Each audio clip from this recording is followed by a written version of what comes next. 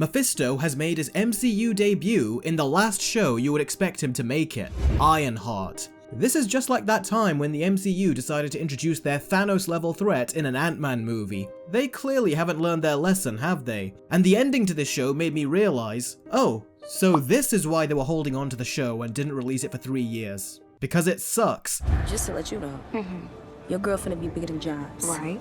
Bigger than Gates. Right. Bigger than Pym. Right. Bigger than Stark. Yeah. Combined.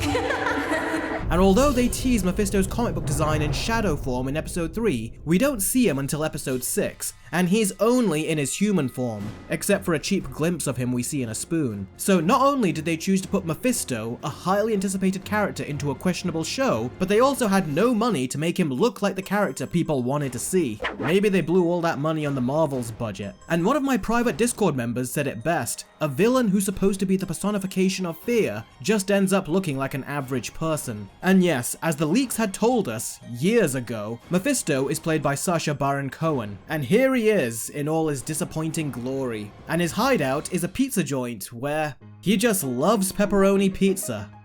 How about a slice? Come on, try that. If it's not right, we'll send it back. Keep on bringing it till it's perfect. Try it. There he is.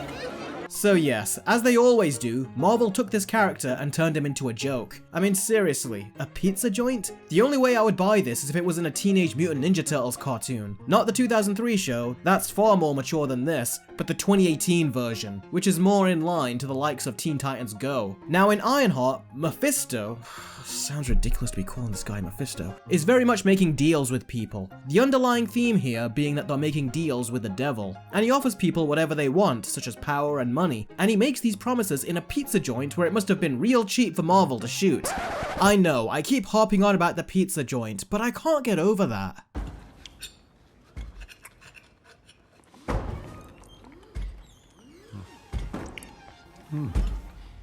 You hungry?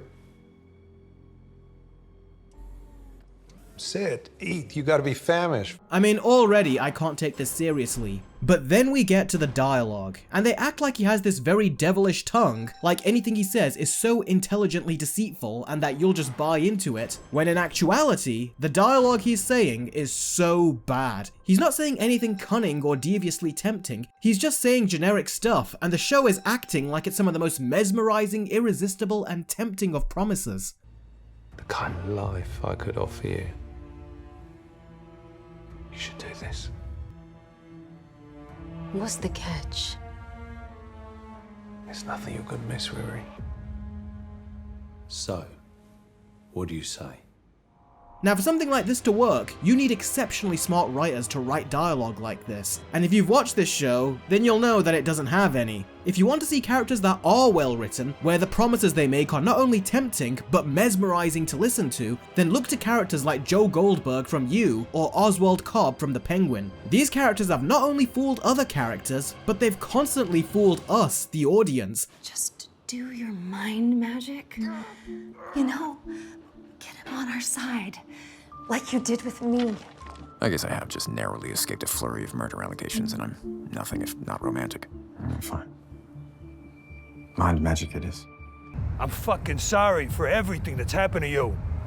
You meant something to me. Still do. I don't know how to trust you. How about I keep showing you how?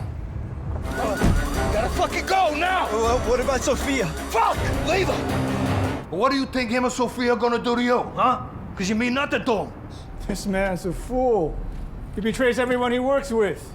He has no code, no class. He'll do anything, say anything. You wanna blow it away? Shit, go ahead. But I do got a fucking code! Sal? It wasn't for nothing.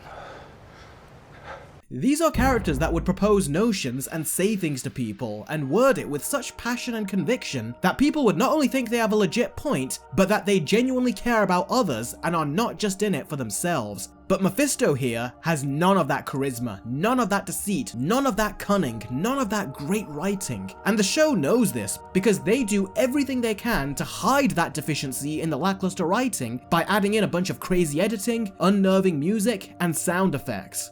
You can call me Mephisto. Dormammu! Dormammu! That ugly pillock isn't fit to clean my glorious arsehole. Okay. There's rewards every day, but I'm rambling. I just love my job, you know. I do. Do you notice how they don't have writing to back up his devilish words and two-faced promises, so they use demonic voice filters to get the point across instead? Do you notice how they use unnatural cuts in the editing to give you the impression that things seem unusual and deceitful, rather than have him say deceitful things? And that's also because there is no connection to these two characters. So this meeting is based off of a big load of nothing. Compare this to other meetings. I mean, the Penguin had a meeting between Oswald and Alberto Falcone before the opening titles even showed up, and we have never seen these two characters meet before. Heck, we had never seen Alberto before, and yet you felt the weight behind this conversation, and you were fully invested. The biggest example of these kinds of scenes is The Dark Knight. Batman and Joker had met a couple times prior to this, and they were aware of each other and tried to take the other down, and their meeting was built up. The same with Batman and Riddler, and even more out there interactions like Peacemaker and Goth. But with Riri... Mephisto. Hello. Oh. So, is that supposed to mean something to me? No, it's not. And that's exactly the problem. Mephisto doesn't belong in your show, but Marvel just threw him in here in a desperate attempt to get more eyes on the show. And even if it does, do they really think that people will be happy with this portrayal? This more comedic portrayal by a comedic actor? This is like if the CW and Disney Channel crossed over to make Mephisto. This whole appearance is just a waste. And when all is said and done, Ironheart has one of the worst endings in any Disney Plus series. It just ends in a very abrupt way, like they ran out of money. Except this just so happens to be the season finale. And I am so sure that they'll get a season 2. Yeah, all those defenders out there who say that people are racist for not liking this show, and those people do surprisingly still exist, I would love to see them defend all of this. And I think that Marvel should be embarrassed that in so many ways, they pulled another Kang. They had a character that so many people wanted to see, and rather than develop him properly and incorporate him into a project that would have benefited him and the Marvel Universe as a whole, they just dumped him into a lesser heroes show and wasted him. Just like they did with Kang and even the Skrull plotline for Secret Invasion. As far as a first impression goes, and what it leads up to, this has a huge impact. This does not. And I bet you that Marvel knew this and did it anyway. Except they somehow far outdid themselves this time. Pinky promise.